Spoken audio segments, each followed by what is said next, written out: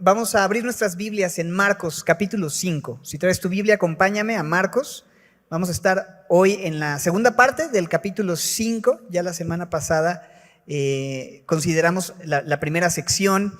Observamos esta porción en donde Jesús obra de una manera milagrosa en la vida de este endemoniado gadareno, y cómo es que Dios lo llama a dar testimonio de cuán grandes cosas había hecho Dios, cómo Jesús le dice: ve y cuéntale a los tuyos cuán grandes cosas ha hecho Dios contigo y cómo ha tenido misericordia de ti, ¿verdad? Una invitación a que nosotros podamos también dar testimonio de las maravillas que Dios ha hecho, permitiéndonos estar sentados, vestidos y en nuestro juicio cabal, siendo en otro tiempo pues esclavos del pecado, ¿verdad? Como el Señor nos ha dado libertad. Y nuestro texto el día de hoy, en la segunda parte del capítulo 5, nos muestra de una manera muy bella, a través de dos historias, dos casos distintos de necesidad que se entrelazan. Y pues vamos a leer el inicio de la porción que estaremos revisando. No vamos a leer toda completa la sección, vamos a leer los versos 21 al 23, después oramos y entramos en nuestro texto. ¿Les parece bien? Dice así, Marcos capítulo 5, verso 21. Pasando otra vez Jesús en una barca a la otra orilla, se reunió alrededor de él una gran multitud, y él estaba junto al mar. Y vino uno de los principales de la sinagoga, llamado Jairo, y luego que le vio, se postró a sus pies, y le rogaba mucho, diciendo: mi hija está agonizando, ven y pon las manos sobre ella para que sea salva y vivirá. ¿Oramos? Señor, gracias por tu palabra y la libertad de poder estudiarla el día de hoy. Señor, pedimos que nos hables, Señor. Gracias porque nos permites la libertad de poder abrirla y considerar tu voluntad, Señor, considerar tu obra y tu poder en nuestras vidas, Señor. Transfórmanos y recuérdanos, Señor, tu gran poder. Gracias por este tiempo en el nombre de Jesús. Amén. Muy bien, el texto en el verso 21 nos indica que Jesús pasaba otra vez en una barca a la otra orilla, y se reunió alrededor de él una gran multitud, estando él junto al mar. Entonces, justamente después de que los gadarenos, ¿te acuerdas qué le pidieron los gadarenos? La semana pasada vimos, le dijeron que se fuera de sus contornos, no querían que estuviera en esa zona, y entonces Jesús sube a la barca y llega a la otra ribera del mar de Galilea. Probablemente esto es regresar a Capernaum, que es donde él en ese punto tenía su centro de operaciones. Pero lo interesante está ahí donde dice que se reunió alrededor de él, ¿quién? ¿Qué dice? Una gran multitud. Mucha gente que en ese momento pues ya ha visto al Señor Jesús obrando, mucha gente que tiene necesidades, y son personas que están buscando sanidades, están buscando que Jesús supla sus necesidades, alguna situación específica en sus vidas. Su fama se había extendido de alguna manera, y entonces la gente está buscándolo, la gente quiere verlo actuar, quieren verlo obrar, y estas multitudes realmente, otra vez, están siguiendo su fama, puesto que se había extendido pues por toda esta región, y pareciera más bien que no es un deseo de escucharle como tal, sino más siguiendo como la personalidad, ¿sabes? Como si fueran los groupies, ¿no? O los fans de un famoso que se escuchó que llegaban. De una o de otra manera, el Señor Jesús, siempre lleno de misericordia, siempre lleno de compasión, siempre accesible para todo aquel que viniera a Él. Y vemos a esta multitud, un montón de gente siguiéndole, y esto es relevante por lo que vamos a leer en la siguiente porción. Dice que vino entonces uno de los principales de la sinagoga, llamado Jairo, y luego que le vio, se postró a sus pies y le rogaba mucho, diciendo: mi hija está agonizando, ven y pon las manos sobre ella para que sea salva y vivirá. Entonces Jairo, nos dice el texto, era una persona de influencia, una persona importante, un principal en la sinagoga, probablemente ahí de Capernaum, y es muy probable que el Señor Jesús ya hubiera estado compartiendo, ya hubiera estado en algún momento cerca de él, que él ya le hubiera escuchado hablar en algún momento.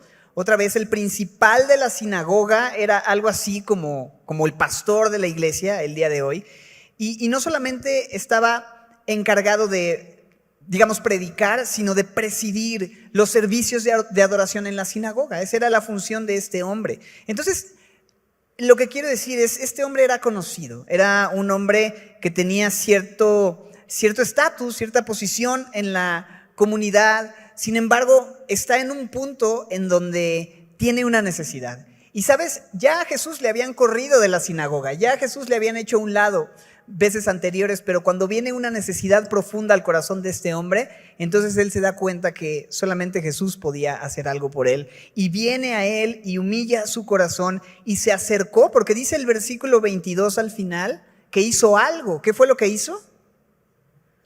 Se postró a sus pies. Y el verso 23 indica otra cosa. ¿Qué más? ¿Cómo se acercó? Dice que ¿qué? Le rogaba, ¿sabes? No le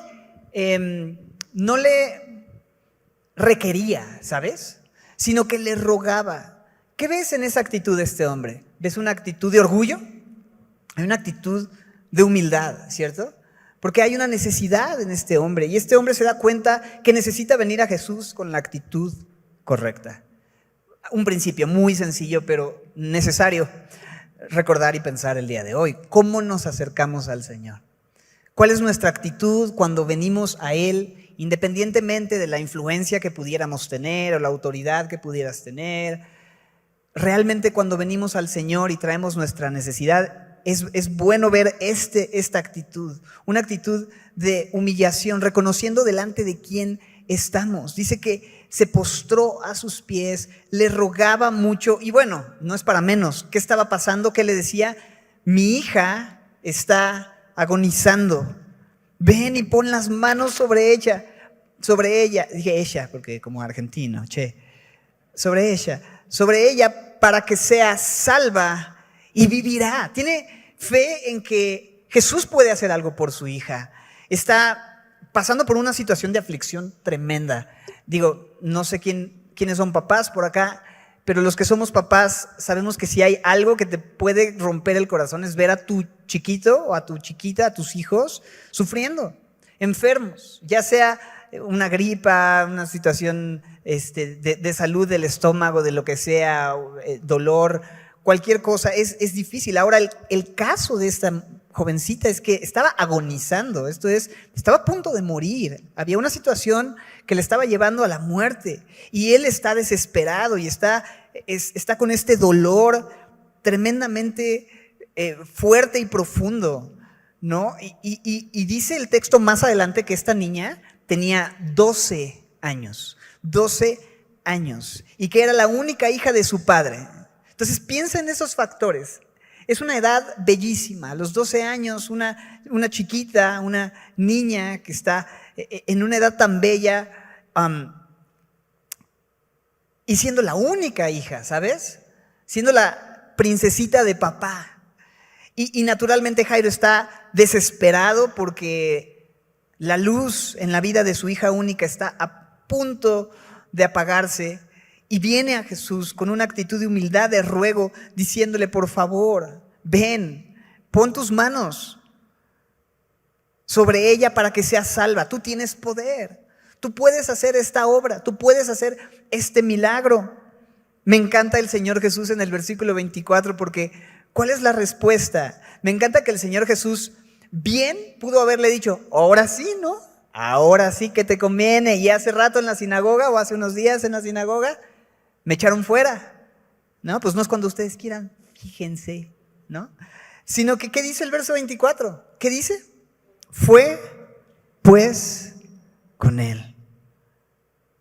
Todo aquel que viene a mí, dice el Señor Jesús, yo no le echo fuera. Con una actitud y un corazón correcto. Y viene y pide ayuda y el Señor Jesús responde y decide acompañarle. Y responde a la fe y a la necesidad de este hombre y lleno de misericordia el Señor, lleno de compasión, le acompaña. Y dice el texto que le seguía una gran multitud y le apretaban. ¿Has estado en un tumulto así con un montón de gente? ¿Te ha tocado estar, no sé, alguna vez te has subido al metro en alguna hora o te toca viajar de pronto en algunos horarios pico en el metro, en el camión y súbele, hay lugares? ¿Y cuál hay lugares, no? Y entonces estás todo apretado y estás ahí y es así como de que te sientes sofocado. Es un poco esa la idea en el texto cuando dice que le apretaban, no, o sea, casi no puedes ni respirar. Y están avanzando, están como en esta procesión y el Señor Jesús ahí va y ahí va todo mundo detrás de él. Vamos a ver qué hace Jesús, ¿no? Este hombre es un hombre importante, viene a pedir ayuda humildemente. Jesús fue con él, le acompañó, toda la gente van ahí a ver qué sucede. Y en el camino, dice el verso 25, algo pasa, hay una situación ahí muy interesante. Dice que hubo una mujer, pero una mujer que desde hacía, interesante, 12 años también, que padecía flujo de sangre y había sufrido mucho de muchos médicos y había gastado todo lo que tenía y nada había aprovechado. Antes le iba peor, pero cuando oyó hablar de Jesús, vino por detrás entre la multitud y tocó su manto porque decía, si tocare tan solamente su manto, ¿qué dice? Seré salva. Y ahí va el Señor Jesús, apenas puede caminar y la gente está oprimiéndole, está apretado por toda la gente, le oprimía. Y esta mujer de alguna manera se aferra para pasar en medio de toda la multitud y finalmente logra acercarse y tocar el borde de su manto, así apenas el borde de su manto, ¿no? Pensando dentro de sí misma, si tan solo toco el borde de su manto, voy a ser sanada. ¿Cuánta fe hay en esta mujer, verdad? No tiene que hacer absolutamente nada más que tocar el borde de su manto, ni siquiera tiene que pedirle algo, no tiene que tocar ni siquiera su piel, no tiene que mirarlo a los ojos, no tiene que decirle algo, no tiene que hacer nada más que acercarse y tocar el borde de su manto y ella está segura de que hay tal poder en Jesús que simplemente con eso ella sería sanada. Ahora, el problema de esta mujer era, esto dice flujo de sangre, que es un problema ginecológico que esta mujer tenía desde hacía 12 años, pero lo interesante es que más allá de ser solo un problema, digamos, un problema de salud, tenía implicaciones más grandes, porque esta mujer pues no podía trabajar cómodamente, para empezar por ahí, pero tampoco tenía, digamos, participación en las ceremonias religiosas y las actividades cívicas de la nación, puesto que había leyes y rituales ceremoniales de Israel que dejaban saber que una persona con una condición como esta era considerada inmunda ceremonialmente hablando. Entonces no podía participar de muchas cosas. De hecho, no era permitido tocar a tal mujer, ni sentarte en el mismo lugar donde ella se sentaba. No, si tú hacías algo de esto, te convertías en inmundo ceremonialmente y tenías que cumplir con una serie de ritos de purificación y esperar un tiempo y demás. Entonces, la gente realmente evitaba a esta mujer, evitaba tener contacto y ella evitaba también, por lo mismo, estar en contacto con las personas en general. Y por 12 años esta mujer estuvo en ese aislamiento, digámoslo, en ese rechazo, seguramente marginada de la vida de la sociedad, de la comunidad religiosa, y cansada de vivir así, desesperada, y dice el verso 26, buscando ayuda porque había sufrido mucho de muchos médicos y había gastado todo lo que tenía y nada había aprovechado, antes le iba peor a la pobre, ¿sabes? No sé si alguna vez te has encontrado en una situación así, que estás buscando una solución, estás buscando ayuda y buscas y buscas y buscas y nomás no das y nomás no encuentras y sabes lo frustrante que es y te empiezas a quedar sin recursos y se complican las cosas. Esta mujer está en esa situación, habiéndolo probado todo, se da cuenta que no hay nada, ningún médico humano hasta ese momento que pudiera ayudarle. Y sabes, simplemente me hace pensar cómo hay gente que tiene un padecimiento quizá no ginecológico o físico, pero sí un problema del alma, ¿sabes? Que están en la sangre está la vida, ¿verdad? Pero hay gente que está perdiendo la vida poco a poco, van perdiendo la vida poco a poco y gente que vive, por decirlo de alguna manera, como con el alma enferma, ¿sabes? Y estas almas enfermas a veces buscamos o buscan doctores, ¿no? Y gastan recursos, tiempo, dinero, y lejos de mejorar, su situación empeora y cada vez están más frustrados, ¿no? Y acudes al doctor entretenimiento, ¿no? Uno de los doctores favoritos de nuestra era, ¿no? Y busca ser sanado de la enfermedad del vacío y de la soledad del alma, ¿no? Pero el doctor entretenimiento solo toma tu dinero y no hace nada por ti. Te da un paliativo, unos minutos, unas horas, quizá, pero el vacío regresa y el vacío está ahí. Y lejos de ser ayudado, terminas más pobre, ¿no? U otros doctores, no sé, el doctor éxito, y te das cuenta buscas tenerlo y alcanzas algo de esto, pero te das cuenta de lo mismo. O buscas al doctor placer, o al doctor religión, o al doctor comprar algo, comprar cosas, qué sé yo, pero ninguno de estos doctores hacen algo por la persona y por la necesidad real, porque el único que tiene solución para eso es el doctor Jesús, ¿verdad? El doctor de doctores que vino a los enfermos y que vino para buscar y para sanar y para salvar a aquellos que tienen una necesidad. Entonces, simplemente poner esto en la mesa. No sé si has estado buscando en doctores porque sientes desde hace años que estás perdiendo la vida, que estás batallando con un tema, que estás mal. Déjame decirte que solamente Jesús puede hacer algo para suplir tu más profunda necesidad, tu más profunda necesidad. Pero quiero notar algo en la manera en la que la mujer se acerca a Jesús, porque obviamente ella, conociendo su condición, su, digamos, inmundicia ceremonial que se asociaba con su problema, está obligada a venir a Jesús por detrás, de alguna manera, como para pasar desapercibida. O sea, ella no podía llegar con Jesús, que era un rabino conocido, y darle un abrazo, ¿no? Así como que no podía. La gente identifica esto, ella misma ha dejado saber y ver esta situación, ¿no? Y es como si tú llegas y abrazas al rabino, tocas al rabino, ¿no? Es como acabas de hacerlo ceremonialmente impuro, ¿cómo te atreves, no? Es por eso que ella simplemente entre la multitud alcanza el borde del manto del Señor, pero por la fe que ella demuestra en el poder de Jesús, si tan solo tocare su manto seré salva. ¿Y qué pasa? Verso 29. Y enseguida, ¿qué dice?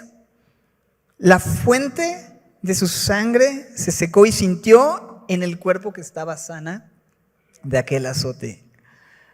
Es increíble lo que esta mujer experimenta en ese momento. Ahora, de acuerdo al pensamiento del tiempo, al momento en el que ella se extiende y toca a Jesús, eso habría o hubiera hecho que Jesús fuera inmundo ceremonialmente, pero me encanta que en vez de que ella lo haga inmundo a él la hace sana a ella y la hace limpia a ella. Y eso es justamente lo que pasa cuando cualquier pecador nos acercamos a él, ¿sabes? No es que lo vamos a contaminar, no lo contaminas con tu pecado al tomarte de él, más bien él a ti te da su pureza y su santidad. Entonces, puedo acercarme sin temor a él, puedo acercarme sin temor a estar impuro, puedo venir confiado, porque él me hace limpio espiritualmente. Cuando yo me acerco a él, no es que yo le contagio de mi condición, sino que él me da su santidad, su pureza, y eso es hermoso. Esta mujer recibe sanidad de parte del Señor y ese alivio, ¿te imaginas el haber sentido eso después de 12 años de estar batallando con esto y buscando por todos lados, y de pronto siente esta sanidad? ¿Cuánta gratitud debió haber sentido, sabes? ¿Cuánto alivio? Así es cuando recibes la bendición de Dios. Y pudiera ahí terminar la historia, ¿eh? La mujer toca el borde y se va y listo, ¿no? Se sale con la suya y perfecto, ¿no? Nadie me cachó, ¿no? Me siento sana finalmente y no tengo que explicar nada a nadie, pero no tan rápido, señora. Versículo 30. Luego Jesús, ¿qué dice? Conociendo en sí mismo el poder que había salido de él, volviéndose a la multitud, dijo: ¿quién ha tocado mis vestidos? ¿No? Yo creo que ahí la señora hizo como gulp, ¿no? Así como chispas. Yo pensé que ya me había librado, ¿no? Que ya con eso. Y te imaginas, ¿no? La gente, o sea, y alrededor es así como, ¿quién ha tocado mis vestidos? Pues todo el mundo te aprieta. Esto es Pino Suárez en viernes a las 6 de la tarde, Señor. ¿No? ¿A qué se refiere con quién ha tocado? Porque habían muchas personas haciendo contacto físico con Jesús, pero había una persona que se extendió a tocarle con fe, esperando recibir algo que sabía que Jesús podía darle. Y por eso el Señor dijo, esperen, alguien me ha tocado. Sus discípulos le dijeron, ¿ves que la multitud te aprieta? Y dices, ¿quién me ha tocado? Y sabes, creo que el Señor Jesús quería enseñar algo que es importante que entendamos. Y esto es el hecho de que existe una gran diferencia entre tener un contacto casual con Jesús y extenderte con fe para tocarle y recibir algo de Él, ¿sabes? Lo voy a explicar de esta manera. Es posible ir a la iglesia, a una buena iglesia, y estar en presencia de la enseñanza de la palabra de Dios, una buena enseñanza incluso, rodearte de gente que ama a Dios, gente que quiere crecer. Es posible estar en medio de este ambiente, un ambiente de adoración, un ambiente sano, espiritual, pero es posible que mientras todo eso sucede, nosotros simplemente estamos ahí de rebote, ¿sabes? Haciendo contacto casual con Jesús. Es decir, no es lo mismo chocar con Jesús, por así decirlo, que deliberadamente extender tu mano lleno de fe para tocar a Jesús, que es el Salvador, y saber que Él puede suplir tu necesidad y esperar recibir algo de Él, como esta mujer lo hizo. O sea, no es solo un choque casual con Él, sino una actitud deliberada de buscar recibir de Él y tocarle a Él. Y quizá pudiera ser tu caso, que piensas que la gente alrededor está recibiendo algo de Dios, pero contigo no pasa nada, y que aun cuando estás en presencia de Jesús y cerca de Jesús y tienes cierto contacto con Él, no hay un impacto profundo en tu ser. Y hay muchas razones por las que esto pudiera estarte pasando, pero esencialmente esta noche quizá pudieras considerar que si no está pasando nada con tu necesidad, es porque tal vez no estás extendiéndote intencionalmente y en fe a Él buscando recibir, ¿sabes? Estás más aquí como pues porque es la multitud que viene y está, y Jesús es a quien adoramos los miércoles y los domingos, pero no estás intencionalmente diciendo, Señor, yo necesito algo de ti, ¿sabes? O sea, no es lo mismo venir y que de rebote escuché y estuvo bien, que tener una actitud de decir, Señor, por favor, necesito que tú me hables. Necesito recibir tu palabra, necesito recibir tu bendición, necesito que hagas una obra en mi vida porque estoy mal, ¿sabes? Y un poco eso, me gusta ver eso. La invitación no es solamente a tener un encuentro casual, un choque casual, tropezarte con Él, sino extenderte con fe y buscar recibir de Él, así como esta mujer lo hizo.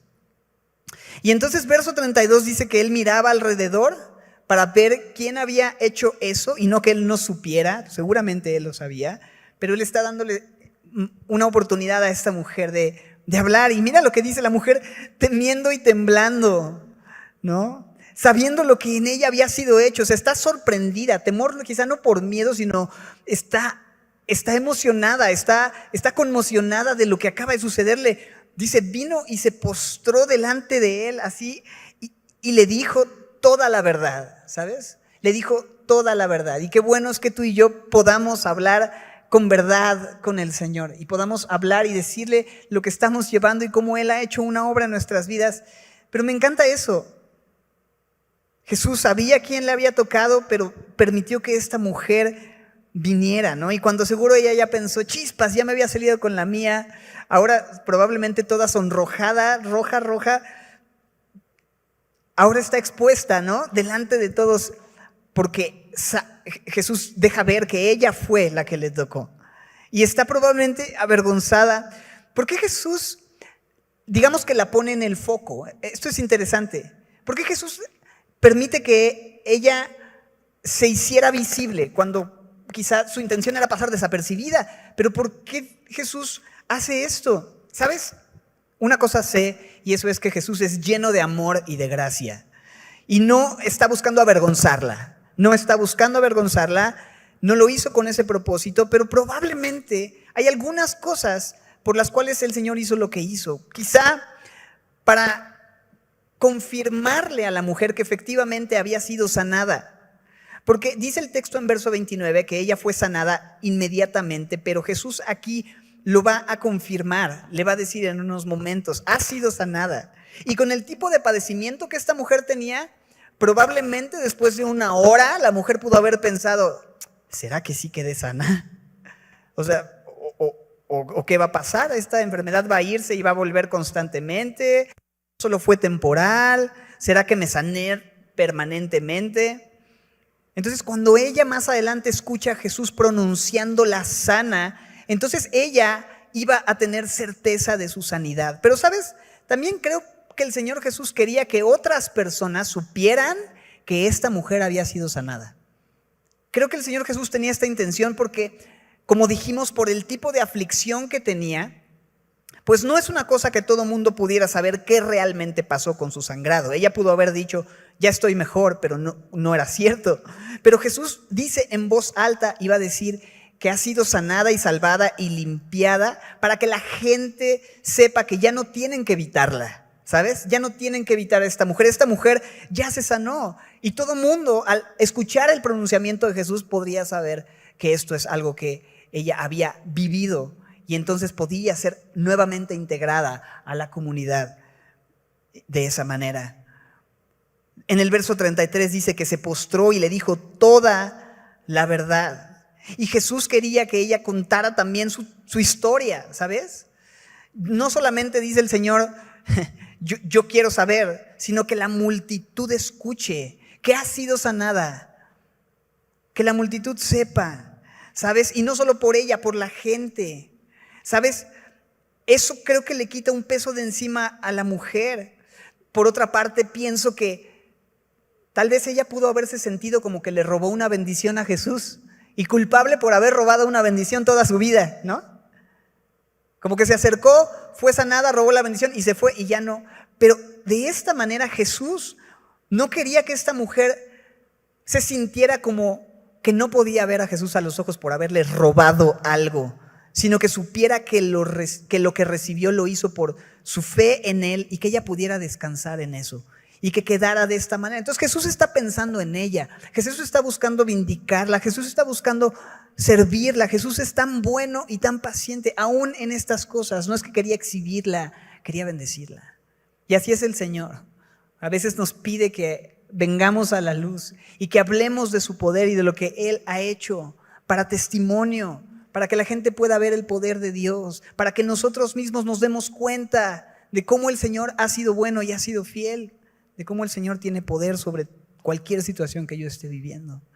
Así que le dijo toda la verdad y vino con sinceridad y le dijo, hija, tu fe te ha hecho salva, ve en paz y queda sana de tu azote. Ahí está la declaración de sanidad de Jesús que a ella le da certeza de decir, lo que sentí es real y Jesús, este hombre que es Dios poderoso, declaró mi sanidad, entonces soy sana.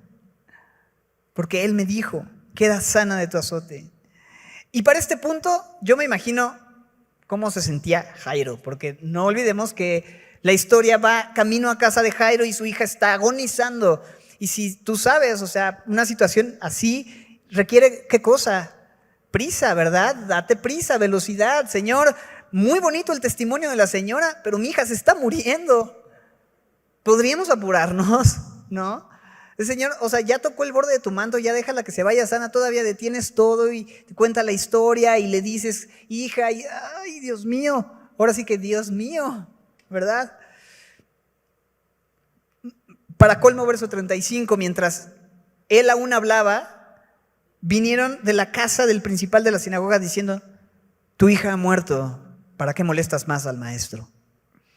¿Te imaginas cómo sintió Jairo en ese momento? ¡Ay, señora! ¿No? Por su culpa, ¿no? No, obvio no, simplemente estoy imaginando, nada que ver. Pero, ¿cómo reaccionarías si de pronto llegan y te dicen eso? Tu única hija de 12 años, toda una vida. años hermosos, ha muerto. Imagínate lo que sintió Jairo, cómo se compungió, quizá se le llenan sus ojos de lágrimas con ese dolor. Me encanta que Jesús está a su lado. Y me encanta que dice el verso 36, pero Jesús, luego que oyó lo que se decía, le dijo a Jairo, al principal de la sinagoga, ¿qué dice? No temas, cree solamente, no temas. Y qué fuertes palabras para decirle a un hombre que acaba de perder a su hija de 12 años. Pero Jesús le dice, cree contra toda esperanza, no temas. Cree, solamente cree, fe. Porque tú has puesto tu fe no en un cambio de circunstancias, no ni siquiera en que no va a morir. ¿En quién había puesto su fe Jairo, mis hermanos? En Jesús, porque vino a él y dobló sus rodillas y él ya había declarado fe en él. Si tú vienes a mi casa y pones tus manos sobre mi hija, si tú me acompañas y entras y tocas a mi hija, entonces ella va a sanar. Si tú has creído eso, entonces no temas, no temas. El temor y la fe no pueden convivir y era necesario que él dejara fuera el miedo y creyera. Solamente confía en quién soy, confía en que yo tengo el poder que nadie más tiene. Haz a un lado tu temor y cree. Con el mismo poder con el que sané a esta mujer de flujo de sangre, voy a ir a tu casa y voy a hacer algo por tu hija. Y yo sé que tu condición parece ser sin esperanza, pero hoy te digo, no temas, cree solamente. Y luego dice, y no permitió que nadie le siguiese, sino Pedro, Jacobo y Juan, hermano de Jacobo. O sea, no vengan a ver un show. Voy a llevar a estos tres. Y estos tres, pues, son Hugo, Paco y Luis, básicamente. Y los ves en los mejores momentos del Señor Jesús, en momentos muy importantes. Pareciera que a los más latosos son a los que uno necesita tener más cerca, ¿no? Entonces quizá por eso los llama, se los lleva, son los mismos que le vieron transfigurado. Pero entonces llega y viene a la casa, verso 38, de Jairo, el principal de la sinagoga, y ya había ahí un alboroto y había gente que lloraba y lamentaban mucho. No eran tanto familiares que estaban dolidos por la situación, sino que la cultura era común traer a gente, pues que eran llorones profesionales, que cuando había una tragedia los contratabas para lamentar y para llorar. Era una cosa un poco extraña. Y ahí están estos llorones profesionales. En cuanto se supo que había muerto, llamaron a esta gente contratada para llorar, por decirlo de alguna manera. No es un lloro sincero, ¿no? Están lamentando, era así, era culturalmente algo que sucedía. Pero Jesús entra y dice, ¿por qué están con el alboroto y por qué están llorando? ¿Ustedes cuánto les pagan? Devuelvan el dinero que les pagaron y váyanse. Porque la niña no está muerta, sino duerme. ¿Y qué dice el verso 40? Y se burlaban de él, ¿no? O sea, esta gente pasa del lloro a la risa, ¿no? Del lamento a la burla, no creyendo que lo que Jesús dijo era verdad. Y está esta gente humillando al Señor, riéndose. ¿Se ha burlado alguien de ti alguna vez? ¿Se han burlado de tus valores? ¿Se han burlado de quien quieres ser? Una persona cristiana que quiere honrar a Dios. ¿Te ha tocado ser objeto de burling? ¿No? Jesús vivió esto en diferentes momentos, incluso cuando él estaba en la cruz del Calvario, mientras está colgado en el madero pagando el precio de los pecados de la humanidad. En ese momento está siendo escarnecido. Y la gente pensaba que era algo para reírse, pero y se burlaban en su cara de él, y fue la burla más terrible. Y durante todo su ministerio encontramos momentos cuando él lo están, previamente a su crucifixión, le están golpeando y le cubren la cara. Profetiza a quién te golpeó, sabiendo él exactamente cuántos cabellos había en la cabeza de cada persona que le había abusado. Pero el Señor no respondía ante estas humillaciones, sino que encomendaba la causa al Señor. Y creo que nosotros también tenemos que seguir ese ejemplo, simplemente hablando un poco acerca de estas burlas, ¿no? ¿Qué hace el Señor? Dice el verso 40, echó fuera a todos, tomó al padre y a la madre de la niña y a los que estaban con él, ¿quién? Pedro, Juan y Jacobo, Hugo, Paco y Luis. Y entró donde estaba la niña y tomando la mano de la niña le dijo, Talita Cumi, que traducido es, niña, a ti te digo, levántate, ¿no?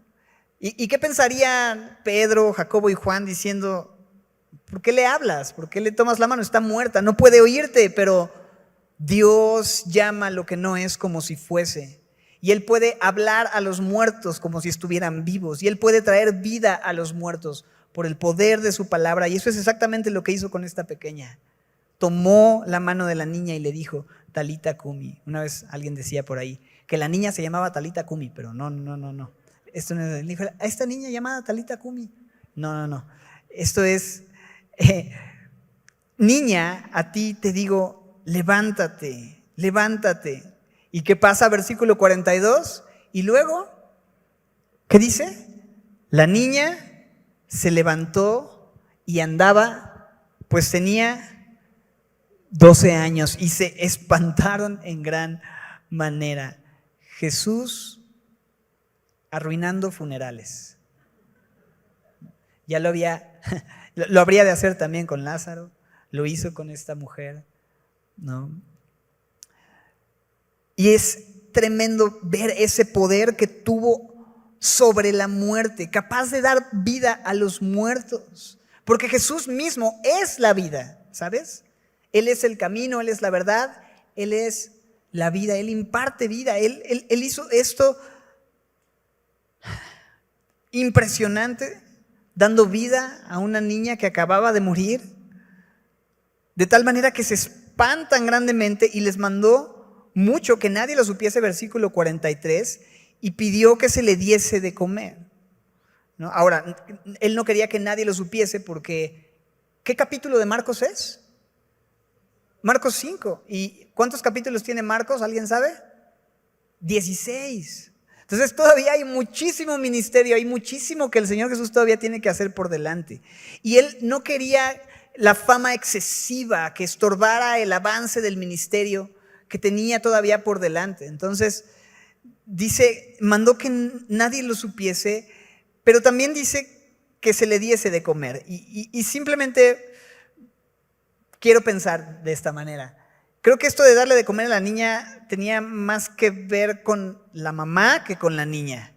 Porque la mamá debió estar en un shock tal de ver esto que Jesús dijo, si vas a ocuparte en algo, dale de comer, porque si no te ocupas de algo te va a dar un paro cardíaco. Así es que da algo de comer a tu hija, ¿no? Y los papás espantados, ¿no? En un sentido están sorprendidísimos, porque así es ver el poder y la obra de Dios en nuestras vidas. Hay veces en donde no das crédito de lo que acaba de suceder.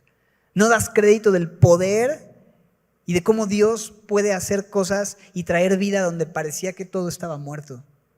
Porque Dios puede hacer este tipo de obra. Dios puede levantar muertos.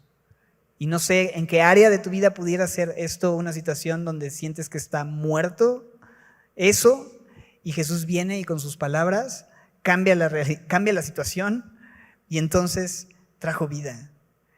Y me encanta eso. El Señor no le falló a la mujer con flujo, tampoco le falló a Jairo y a su familia. Suple ambas necesidades de diferentes formas. Y son situaciones diferentes, pero se interrelacionan de alguna manera. La hija de Jairo, ¿cuántos años tenía? 12. La mujer de flujo, ¿cuánto tiempo enferma? 12 años. Por una parte, 12 hermosos años de vida que estaban a punto de apagarse. Y esta mujer con 12 años de dolor y agonía que parecían imposibles de sanarse, pero Dios responde a ambas necesidades. Ahora, por otra parte, piensa en este contraste entre Jairo y la mujer de flujo, porque Jairo era un hombre importante y conocido. La mujer no era alguien distinguida, no conocemos ni siquiera su nombre, pero Jesús suple ambas necesidades, sin importar si eres influyente o no. Jesús tiene algo que hacer en la vida de cada persona, sin duda. Jairo era un hombre con recursos, con bienes probablemente. Tenía gente que trabajaba para él. La mujer tenía recursos. ¿Qué había pasado con sus recursos? Los había gastado todos en doctores. Pero Jesús hace una obra en ambas vidas. Jairo vino públicamente, ¿cierto? La mujer, ¿cómo vino? A escondidas, en secreto, secretamente. Pero Jesús responde a ambas peticiones. Jairo pensó que Jesús tenía que, bueno, para empezar, tienes que ir a él y tienes que llevarlo y tiene que entrar a la casa y tiene que sacar a las personas y tiene que poner sus manos. Él probablemente pensando que hay varias cosas que él tendría que hacer para sanar a su hija, mientras la mujer pensó, no tiene que hacer nada, solamente yo voy a tocar el borde de su mano, de su manto y voy a ser sana. Uno pensando de una manera y la otra pensando de otra manera, pero Jesús respondiendo a ambas necesidades. Jesús le responde a la mujer inmediatamente o bendice con sanidad a la mujer inmediatamente, pero a Jairo ¿a poco no lo hizo esperar un rato? ¿Verdad? A propósito, seguramente para enseñarle algo también, pero al final hizo la obra en ambas vidas. La hija de Jairo fue sanada secretamente en una habitación donde solamente algunos supieron y les dijo, no quiero que digan a nadie nada de esto.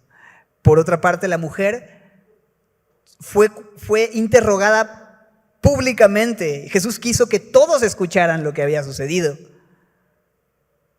Y así el Señor tiene una manera de actuar en la vida de una mujer y en la vida de otra mujer. Pero ¿sabes qué me encanta? En ambas mujeres, que cada una de estas mujeres eran hijas. Porque el verso 34, ¿cómo se refiere Jesús a la mujer de flujo? Dice que Él le dijo, ¿qué? Verso 34, ¿qué? Hija, tu fe te ha hecho salva. Ve en paz y queda sana. Hija, ¿te fijas? La hija de Jairo y esta mujer de flujo son llamadas hijas. Y es hermoso saber que Dios a ambas hijas les provee de salvación. Eso, el título que le di a esta enseñanza fue Dos hijas, una necesidad. Le iba a poner Dos mujeres, un camino, pero digo porque Jesús es el camino, la verdad, y estas dos mujeres, pero no, la gente se iba a quedar pensando en otra cosa. No importan nuestras historias, nuestros trasfondos.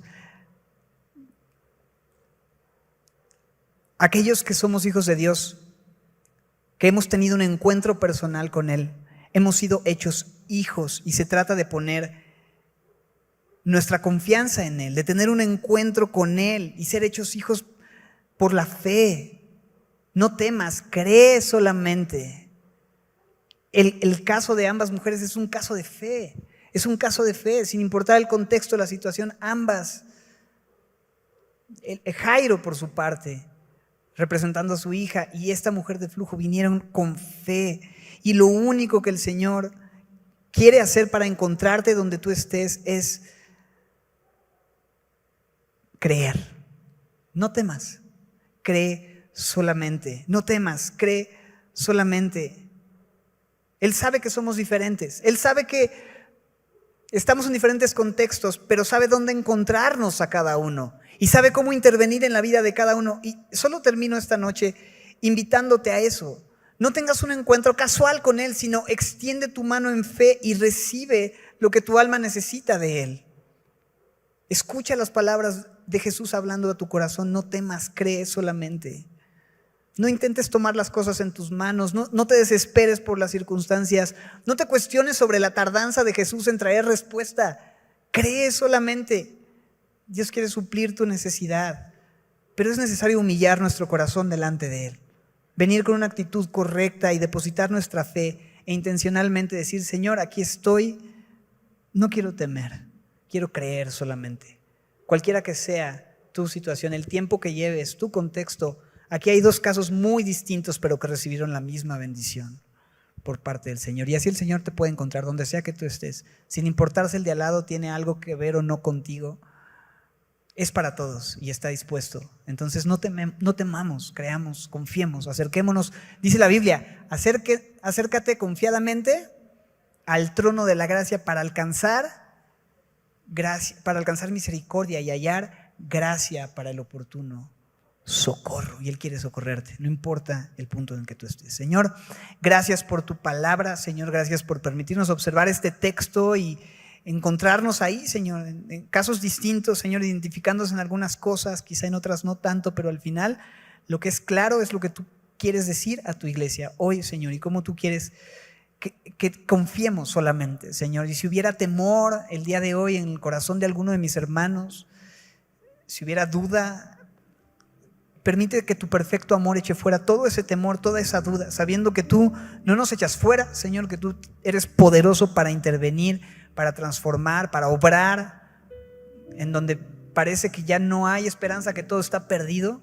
Para ti no es así, Señor. Tú tienes la última palabra por encima de cualquier persona, Señor, por encima de cualquier diagnóstico, por encima de cualquier cosa, Señor. Tú estás reinando y gobernando. Tú eres Rey, tú eres Dios. Gracias por permitirnos tener este tiempo. Gracias por permitirnos estudiar tu palabra con libertad. Te pedimos que tú sigas haciendo tu obra entre nosotros. Te damos la honra y la gloria en el nombre de Cristo Jesús. Amén. Si quieres ponerte de pie, terminemos adorando juntos al Señor.